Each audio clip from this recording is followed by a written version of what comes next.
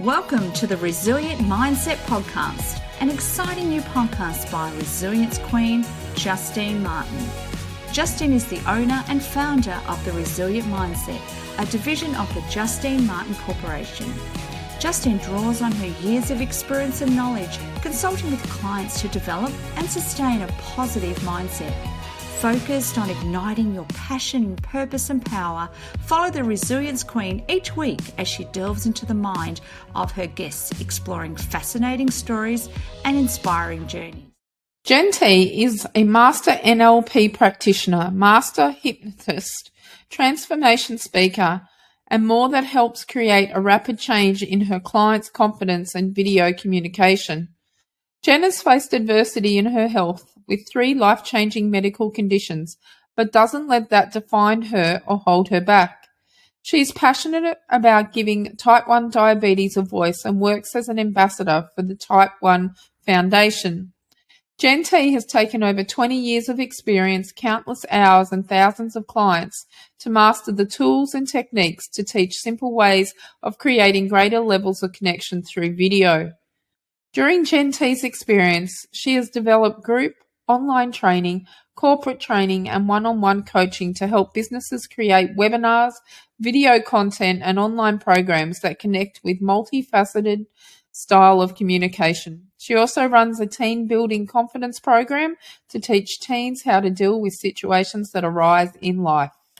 Welcome, Jen, to the Resilience Mindset Podcast. How are you today?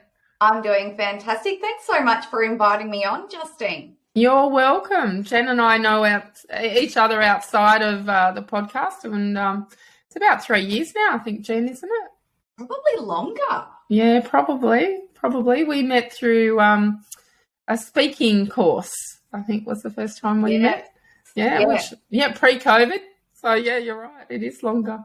So let's get into it. Jen, what does resilience mean to you? Resilience means facing adversity, but knowing that you can get back up and taking the steps to be able to start backing yourself again. And I think a lot of resilience comes within the mind, in your mindset, but it's also being able to take a step away from the situation that you may be facing, disassociating yourself from that, but then being able to go, well, what is the positive learning from this situation?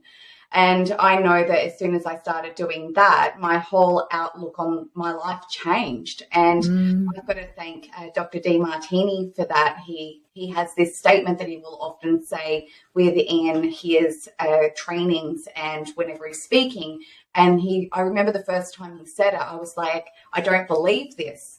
But then when I tried it on, I was just like, do you know what? He's right. And what he says is there is always a positive in every situation if you're willing to look hard enough. That's right. And sometimes it's, okay, well, I've learned from this mistake. I'm not going to make this mistake again. Sometimes we make the same mistake a few times before it starts sinking in. Absolutely. Talking from experience there. Yeah. Got to change those patterns of behaviour in order to get a different outcome. So that's a great definition of resilience that you have there, Jen. What is an adversity that you have personally faced, and how did you draw on your resilience to cope? Wow, there is so many different examples that I could tap into right now, Justine, to share with you all. But I think that something that is still quite relevant is the year of 2020. Now, I'm type 1 diabetic. I have been since I was 12. And I remember I was traveling around the country, speaking on stages, running trainings, going to trainings, supporting my coaches. And I got a phone call from a friend who works in the Australian Health Department. And she said, whatever you do, do not leave the house. And it was, of course, COVID had just hit Australia. And she goes, you're type 1 diabetic, this could kill you. Do not go to the grocery store. Do not leave the house. If you need anything, I will do it for you. And I remember there was 2 days there where all I did was pace up and down on the phone, panicking about what was so unknown at the time.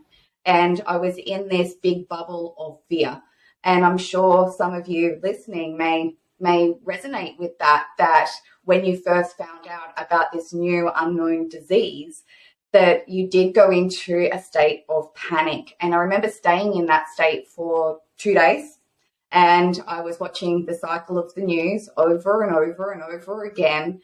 And this fear was like bubbling inside of me, and I felt that I was really out of control. Not only that, but with my previous careers, I was working 3 different careers. I was a hairdresser, a makeup artist. I was the lead coach and trainer and MC for a public speaking coach, which is a whole different layer of resilience that came up there, from going absolutely petrified of public speaking to then training in it. But also I was the marketing manager for another boutique, and I loved transformation. Absolutely love transformation. But overnight, 95% of my income was gone, Justine. And I didn't know how I was going to put food on my family's table. And I knew if I stayed in that state, that it was just going to keep compounding and getting worse and worse and worse. And in the back of my mind, I remembered a friend once said to me, and I've never been able to find this to be a fact that's true or not, but at the time it really helped me through. And this friend said to me, you can only retain 7% new information a day. And I remember making a decision that morning that if I can only retain 7% new information a day, I'm going to make it great information. And I started studying again. And I remember sitting down that afternoon at the dining table with a blank piece of paper, and I wrote down 3 questions. What are you passionate about? What are you good at? And what help do people really need?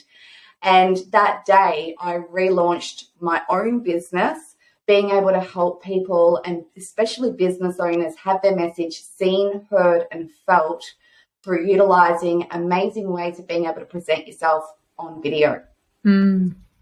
Yeah, you have a great business. I love watching your videos when they pop up online, and you interviewed me quite a few years ago now for your video coaching. So I thank you for that.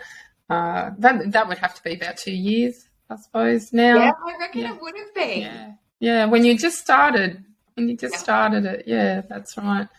So what's been your biggest failure to date, Jen, and what resilience techniques did you use to get back up?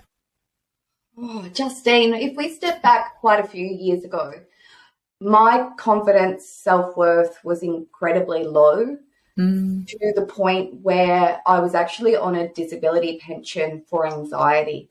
I pretty much didn't leave the house for about 6 months. The sound of a siren would set me into a panic. And there was one day I went to drive to my local supermarket, which I literally had to get in the car, drive down a street and make 2 turns, and I was there. And the anxiety was so consuming that I stopped the car in the middle of the road and I couldn't remember how to drive. And it may not be a failure, but it was an incredibly low point in my life. And I made a decision that I didn't want to live like this anymore. I didn't want to live in this constant panic, this constant fear, this constant always focusing on the worst possible outcome. And a dear friend of mine gave me a book, and it was a Louise Hay book, and it was You Can Live an Exceptional Life. And I remember sitting there reading it and going, I can make a change. I can be who I want to be. And so I started working on me. And I think that the best investment you can ever make is to invest into yourself, because no one's going to give you permission to be the best version of yourself. You have to give yourself that permission. Yeah, there's another really good book on anxiety. I think it's called Making the Beast Beautiful. And yeah, I can't remember who wrote it, but yeah, it's a really good book. She suffered with anxiety her whole life and medicated and that for it, and on and off medication. But yeah, it's a really good insight, especially if you know people that have anxiety and you've never experienced it yourself. So I had crippling anxiety like you, Jen, back in 2011 after I was diagnosed with EMS, and I would drive to art class every week and couldn't walk in through the front door. And I'd sit out the front crying every week, and then drive home in tears and angry at myself, angry at the world, until one day I sat there and went, what's the worst that can happen? What's the worst that's going to happen by me walking in through that door? And I did, and I took control back on my life instead of having this thing always there in control of me, and I didn't like that at all. And it sounds like you were the same. Yeah, and I remember it was probably 2 years ago now. I was in a training with one of my coaches, Christopher Howard, and he just said this one statement, and I wrote it on a sticky note and put it on my computer screen. And he said, anxiety is a warning sign to focus on the best possible outcome. And me just absorbing that daily, it took the anxiety away, because as soon as I started feeling that anxiousness creep up in my body, the first thing I did was read that, and it really helped me flip it that, okay, well, I'm focusing on the worst possible outcome. What could be the best possible outcome? Yeah, that's a great way of looking at it. Who are your role models in resilience? Role models in resilience. I think that all of the people that I have as role models definitely do help with building resilience. And one of those is Marissa Peer. Marissa Peer is one of the UK's best, I reckon hands down, she is the best family therapist over in the UK. And just listening to her and the way she talks about family dynamics, and also changing the stories we're telling ourselves, because, you know, we experience something and from that we create a story around it. And we've got the choice to either empower ourselves with our stories or disempower ourselves. So she would have to be probably my biggest role model. Of course, I've already mentioned Christopher Howard and Dr. Demartini. Great. Who inspires you in life? Seeing other people step into who they are. Yeah. And helping them, like watching them develop and being able to inspire more and more people. I am so passionate about people having their message seen, heard, and felt, because for so many years I didn't think I had a voice that deserved to be heard. Yeah, but you do. I do. What are your passions in life, Jen? My passions in life. I think to be an inspiration daily. I have something that I say to myself every single morning when I wake up, and that is, what value am I going to offer today? And sometimes that's me spending time just filling my own cup. It doesn't mean that it has to be something external, but it's always, what value can I offer today? And so that's what I'm passionate about, whether it's spending time with my son. You know, he went back to school. He's in grade 1 this year. He went back yesterday. And watching his confidence grow in everything that he does. We recently relocated to Queensland, and I'm loving being outside more. And I'm really passionate, once again, about seeing other people step into their confidence. That's great. How do you deal with setbacks? We all have them. We do. How do I deal with them? I sometimes, like 2 weeks ago, I got a new diagnosis on during 2020, when everything else was happening. I didn't even know, but I went into full-blown menopause at the age of 35. I didn't even know that was possible. I got started on HRT, and then as a flow-on effect, 2 weeks ago, I was diagnosed with osteoporosis at the age of 38. And my bone density is now that of an 80-year-old with osteoporosis. And to be honest, finding that out, it really knocked me. It was a big setback, because, you know, in my mind, I'm saying, once again, your body has failed you.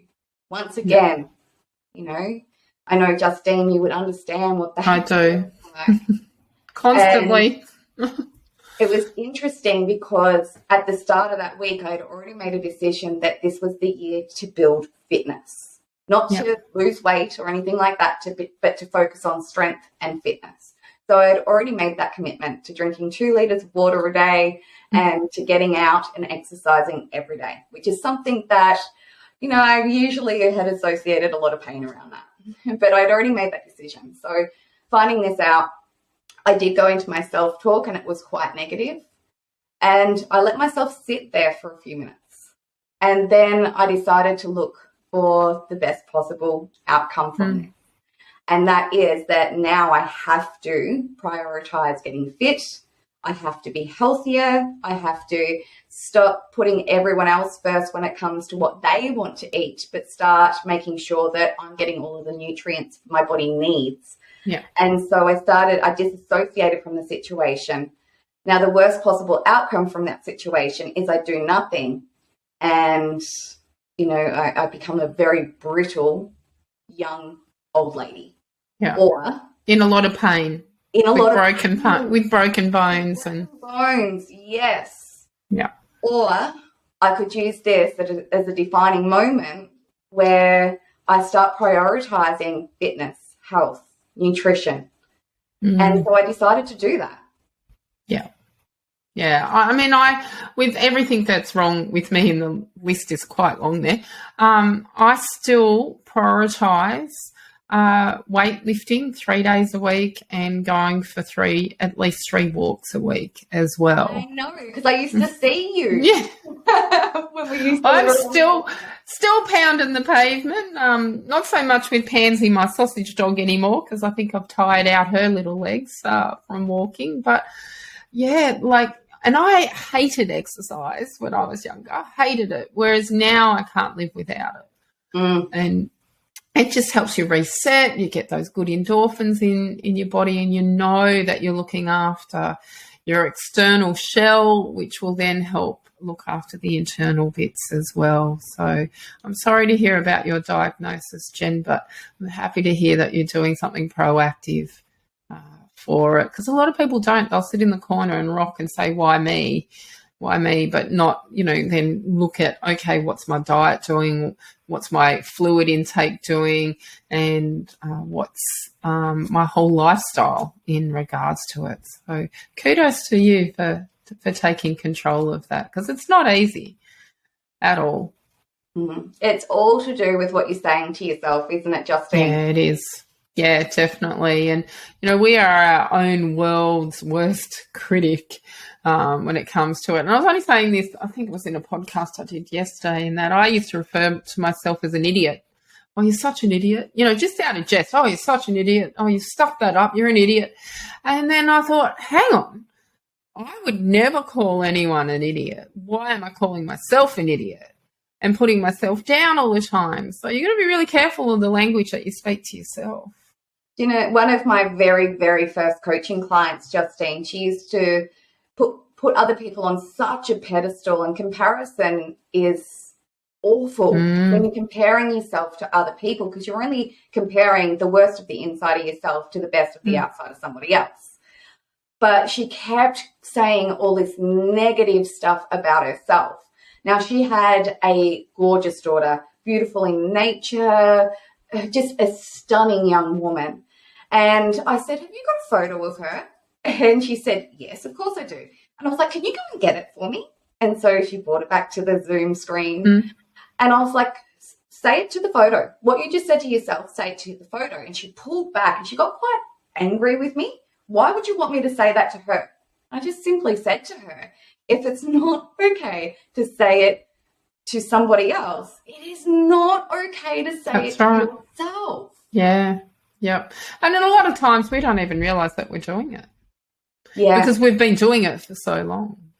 Absolutely. That was one of the biggest life changes for me, Justine, was when I learnt that we do have a disempowering and an empowering voice within us, but we get to choose which one has the louder voice. That's right. We quieten that negative voice inside us. Yeah, yeah. Jen, how do you cope with pressure? I kind of like it. Me too, but let's not tell anyone. Yeah. I used to be that student who had their projects in a month early and all of that sort of thing. But we would never have been friends in school if that was the case. I would have done yours for you too. Yeah, let's do it. But now, like, if I'm not having 2 knee-knocking moments a week, I haven't had a great week. Yeah.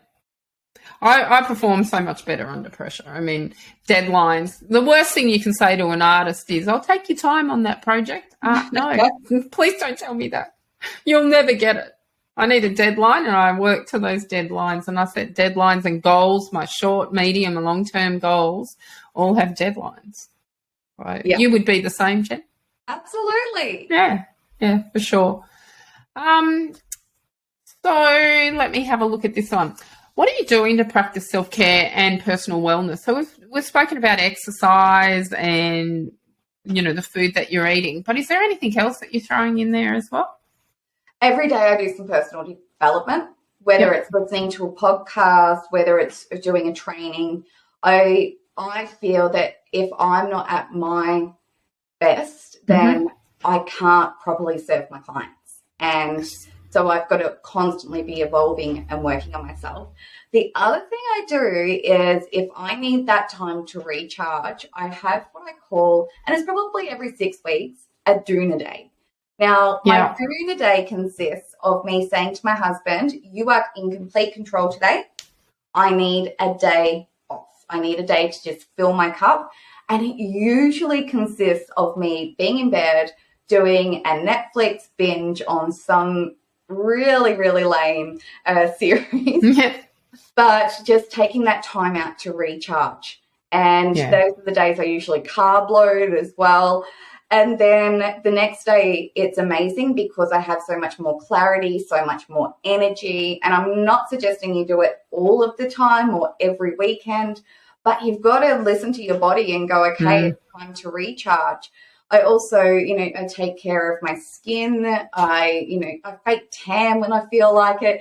Just these little things that make me feel. You live in the sun now up there rather than, cold Victoria. So you'd be getting I'm all natural. I'm all natural right now. But just even getting out and getting vitamin D is self-care. Obviously slip, slop, slap as the campaign goes. But, getting some vitamin D, getting out in the sun, getting back to nature, grounding yourself, all of that comes under self-care, yoga, personal development, all of that. So good for you for ticking the boxes. Because a lot of people don't. And, what's a quote that you live by? Wow, that's putting me on the spot here, Justine. Or if you've got several, you can tell several. I've already given you one, and that's all. There's always a positive learning if you're willing to look hard enough. The other one I would have to say that completely transformed my life, and I knew I had heard it before, but it was one of those light bulb moments in a training room when this was said. It enabled me to be able to heal from past relationships, but also forgive myself. And we all do the best with the resources we have at the time. That's right. I love that quote. Yeah. Well, not all of us. I'm just going to say not all of us. Some people don't do anything. But for the rest of us, that's true. Yeah. And, do the best that you can with what resources that you do have, and you'll get the optimum outcome from it. So great quote, Jen, there. What's your favourite movie that features a person's inner strength to get up? Wow, you're great with the questions today. I've just had a movie come to mind, and it's a series of movies called Divergent, and it's set in Chicago in a different timeline. I've seen that. It is brilliant. I loved it. And, you see that young girl, I can't even remember her name. It's been a long time since I watched that. I might have to rewatch them on my next doona day. But, I loved it. They keep finding a way to fight back. Yeah. Is that the one where she's he was a bounty hunter or something, and then becomes her protector as well. Is that the one? I don't think so. Oh, No. we might be thinking of a different movie. Movies, yeah. Similar name. Okay. What job position have you loved the best and why? Right now, being my own boss, being the confident you, and being able to see the transformation my clients have, and getting those phone calls of, oh my goodness, I just posted a video and I got a new client, or my confidence has grown. I'm now going out for speaking gigs. Like, just hearing their success. It's why I love what I do so much. That's fantastic.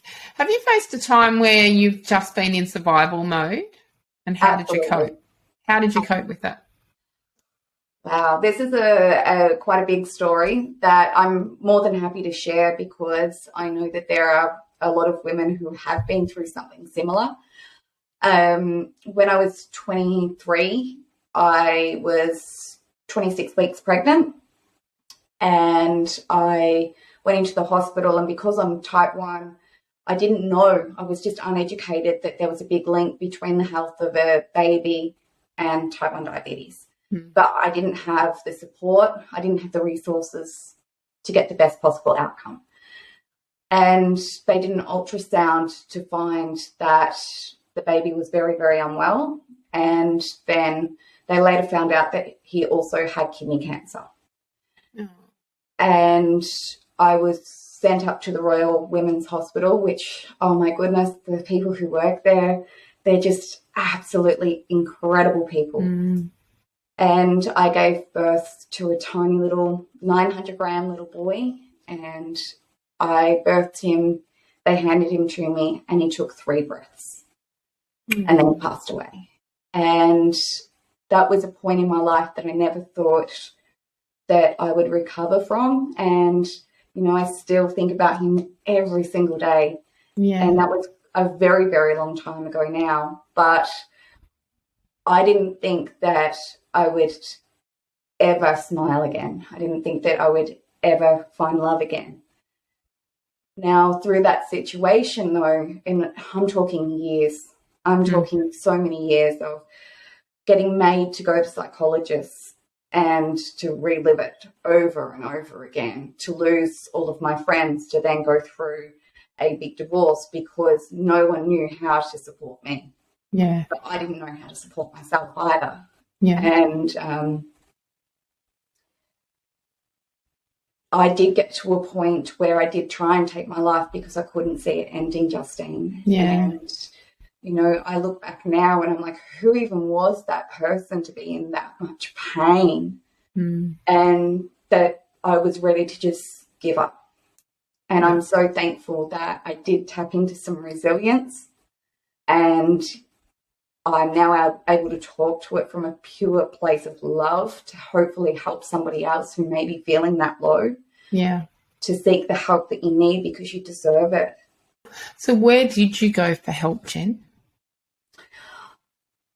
I had an endocrinologist at this point to manage my diabetes, and I walked in there one day and she goes, you're not okay. And I went, no, I'm not. And so she started getting me support. I started ringing people and asking for help as well. And I started to show myself some love. So, started to make sure I got out of bed every day, that I showered every day. And it was these small things. The next thing that I did was I found out about gratitude. I'd never been introduced to gratitude before. And I started writing down 3 things a day that I was grateful for. And when I started, it was such trivial things like I had a warm shower. Yep. I had clothes to put on. Like, it was so focused on just the everyday things. But the more I did it and I got into the habit, and I think habits and routines are so powerful. They are in building resilience. And so I started showing gratitude, and then I started to find better things that I was grateful for. Yep. And then I started becoming grateful for being alive. Yeah. And then from there now, working as a coach for quite a few years now, I actually developed a self-love gratitude journal, because what I found was so often we're showing gratitude to things that are external to us. But if we really want to build ourselves, it's about finding what we are grateful for ourselves. Yeah. And so clients that go through this, and I say to do it for 30 days, they have a different energy about them. They're more attractive. People want to be around them. Opportunities start coming because every morning they set their goal for the day. Then they write 3 things that they love about themselves, because we're so trained to go, if we love ourselves, then that's arrogant. And I want to say that that's not right. That is so not right. And then at the end of the day, they write on a scale of 1 to 10 their happiness level for the day, and it always increases. And then they write their intention for tomorrow. Yep. And so I started doing that for myself first, and that's how I know that the strategies that I teach people really work. Yeah. Yeah. And as we spoke before, when I used to call myself an idiot. Absolutely. Yeah. You start saying nice things about yourself and everything does change. Yep. Your posture changes. The lines on your face change. You look younger because you're not carrying around all this bad energy in there. And like attracts like. So when you're more positive about yourself, the people around you will gravitate more to you, and those more positive people will come into your life as well. Would you agree, Jen? Absolutely agree with everything you just said. Yeah. Yeah. So what guides you to find purpose and direction?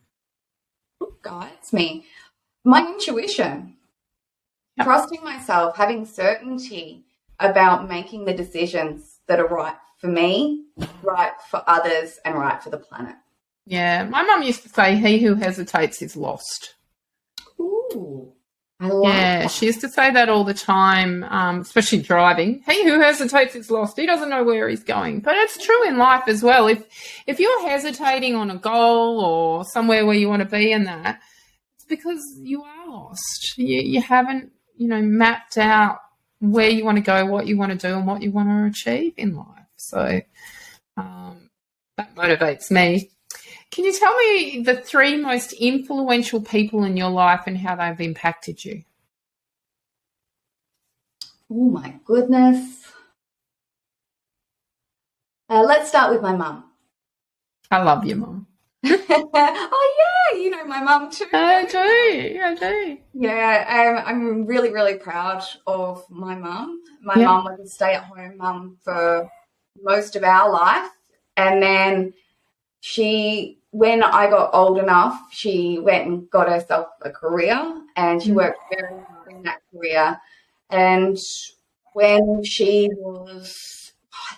wasn't even 50 yet, she became a widow. And I was really, really concerned for her that Dad had always done all the finances, made all the big decisions. They'd built a house, and it was Mum's now role to maintain everything. And watching her step into her resilience. And, at 65, she was able to be a self-funded retiree. And she's now following her passion, which is also art. And she's absolutely kicking goals with that. So I think that my mum would have to be a huge inspiration. Yeah.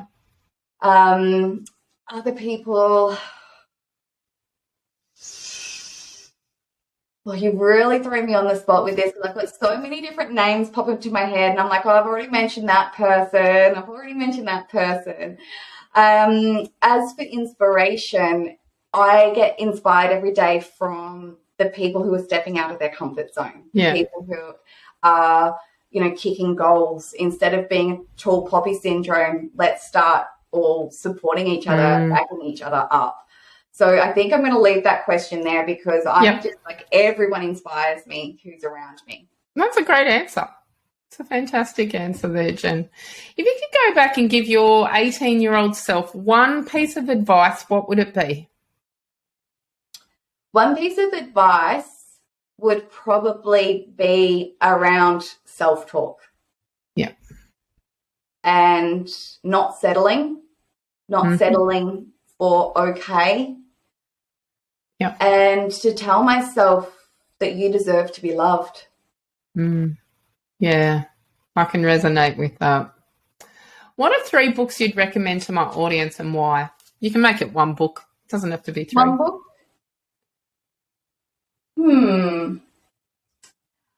I love marketing books, which probably sounds quite boring. I think my favourite novel of all time, though, would have to be The Great Deluge, which was a brilliantly written and put together book around Hurricane Katrina in New Orleans. Yeah. It's very, very eye-opening on, the different levels of support different areas got and the ones who got no support. It goes into so many different scenes and really puts together a phenomenal story. Who wrote that, Jen? I'm not sure who wrote it. Do you know what? I read that years and years and years ago, and I think it's an absolutely brilliant read. And it's obviously had an impact on you, so you've remembered it. Yeah. I think it has. And then The Happiest Man on Earth. That's another beautiful book as well. Mine would have to be one of my favourite was Mel Robbins' 5-second rule. Yes. Yeah, I live my life around that one. Okay, what's one question you wish I'd asked you and how would you have answered?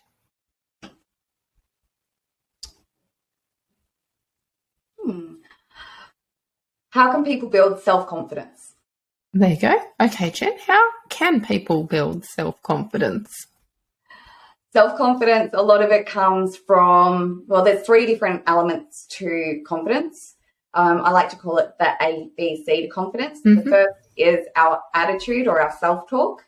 The second is our body or our physiology, the way that we hold ourselves. Yep. And the third is the chemical or the biology that naturally happens within us. Yep. So first of all, the attitude, it's when you hear that negative voice, start questioning it and speak back. Yep. And quieten that voice. And just having some statements that you can say to yourself, like I have Post-it notes all around my house, and it's like, you've got this, you are enough, you add massive value. So I'm always getting fed these positive statements that I might not actually read, but my unconscious is absorbing it.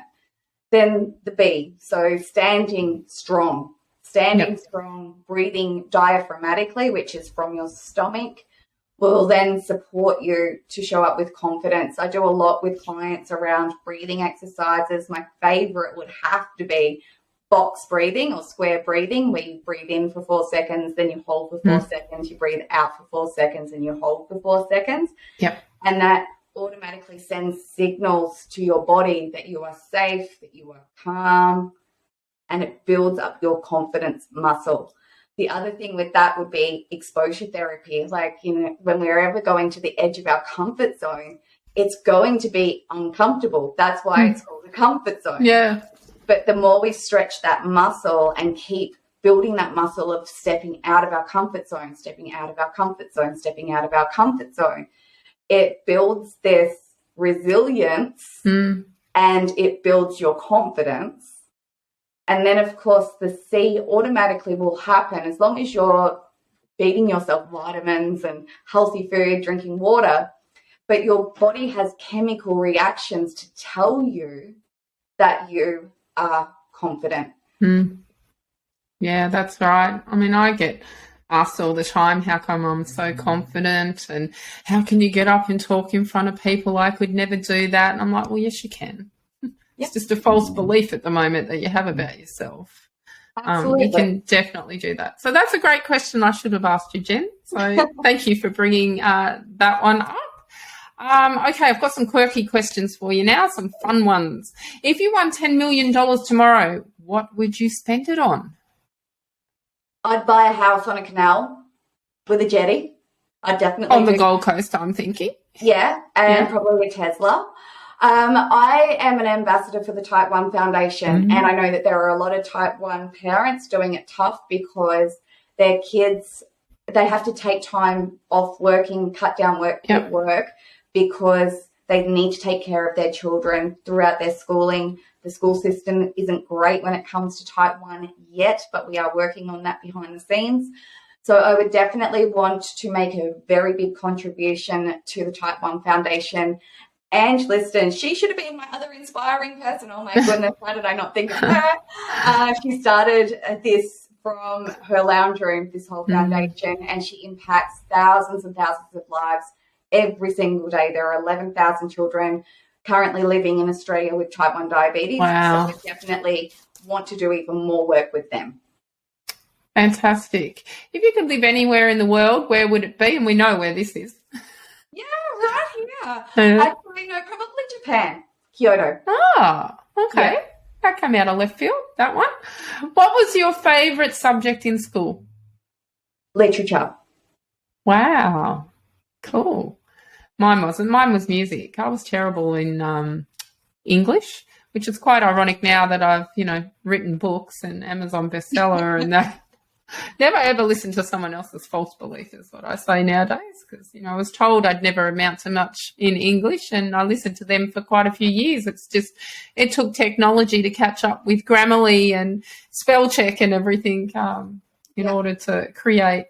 So now some really fun questions. Pineapple on pizza, yes or no?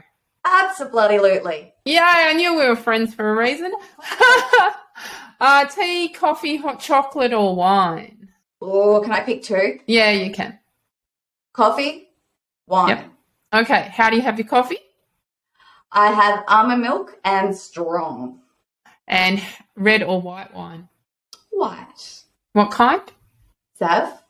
Okay. You can have that. I'll have the red. You can have that whole bottle to yourself. What's your favourite food? Favourite food? Oh, so when you go to a milk bar and they have the dirty chicken salad rolls. Absolutely love them. Oh, Jen. Though I do live around the corner from a very nice bakery. And they do good chicken rolls. I've been there quite a lot. I can't eat any of that anymore. I'm gluten-free. And I now follow a low histamine diet as well with all my health issues. So again, taking care of the insides first. What's your favourite music? Favourite music would be Narcos Medicine for the People. They are a Hawaiian band, and everything that they put out there has hypnotic language patterns in there. And during COVID, I found them through one of my coaches, and one of the songs is I Can See the Good Things Coming, Coming, Coming. And it's like this mantra. And now my 7-year-old walks around singing, I can see the good things coming. So we're focusing on the positive and not the negative. It's a great song. I'll have to try and find them. Okay, Jen, so where can my listeners find you online? All the socials, Instagram and Facebook in particular, and on the web. And you've got a website? It's going to be live very, very soon. Okay, and what's the handle on it? JenT Video Coach. There you go, and we'll have all your details in the bio for you listeners to contact Jen. So I would like to thank you for coming on the Resilience Mindset podcast today. I'd love to thank you for having me here. It's been great sharing some stories with all of your listeners. You're most welcome, and thank you for, sharing some very personal and intimate stories there with everyone. So, guys, you know the drill from this point on. Until next time, stay resilient. Building resilience is a key life skill, a skill everyone needs to work at consistently. Life can throw us curveballs, from sickness to job loss, death and no purpose. But it's our inner strength to get back up, navigate the journey of change, and build ourselves back up. If you'd like a free 30-minute one-on-one conversation with Resilience Coach Justine Martin, email yes please to hello@justinemartin.com.au. We hope you enjoyed the Resilience Mindset podcast. Remember to subscribe to the podcast to get your weekly fix listening to Resilience Queen Justine Martin. Follow Justine on social media at Resilience Mindset or log on to justinemartin.com.au. And until next time, remember, life doesn't get easier or more forgiving. We get stronger and more resilient.